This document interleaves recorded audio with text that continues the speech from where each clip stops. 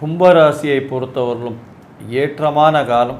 Mental stress கொஞ்சம் அதிகமாக இருக்கும். மன அழுத்தம் அதிகமாக இருக்கக்கூடிய காலம்.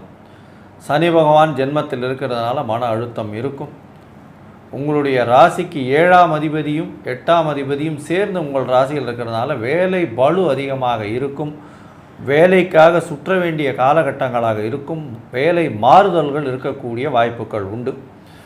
பண வரவிற்கு பஞ்சமில்லை. பேச்சில் நிதானம் தேவை. பேச்சின் மூலியமாக அதிகமான பணம் வரக்கூடிய வாய்ப்புகள் நிச்சயமாக உண்டு.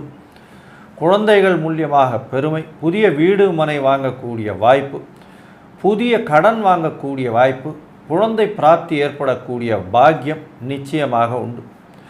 உங்களுடைய ராசிக்கு பார்த்தீங்கன்னா கடல் கடந்து போகக்கூடிய பாக்கியம் வரும். வெளியூர் வெளிமாநில பிரயாணம் வரும். தொழிலில் பெரிய அபிவிருத்தி இருக்கக்கூடிய காலகட்டம்.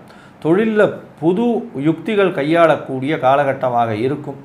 இரும்பு சம்பந்தமான, கெமிக்கல் சம்பந்தமான, மணல் சம்பந்தமான, மண் சம்பந்தமான, கான்கிரீட், சிமெண்ட் இந்த மாதிரியான வியாபாரங்கள் செய்யக்கூடியவர்கள், ரியல் எஸ்டேட்டு, அது தவிர துப்புரவு தொழிலாளர் பணி, அதனுடைய மேனேஜர்ஸு, அது தவிர அட்மினிஸ்ட்ரேட்டிவ் இன்சார்ஜு, மெக்கானிக்கல் இன்ஜினியரிங் பண்ணிகிட்டு இருக்கவங்க, இவங்களுக்கெல்லாம் பெரிய ஏற்றம் கிடைக்கக்கூடிய காலகட்டமாக இருக்கும்.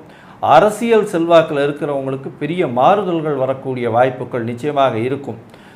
இருந்தாலும் உடல் உழைப்பும் மன அழுத்தமும் கொஞ்சம் அதிகமாக இருக்கக்கூடிய மாதமாக இந்த குரோதி வருஷம் மாசி மாதம் அமையும்.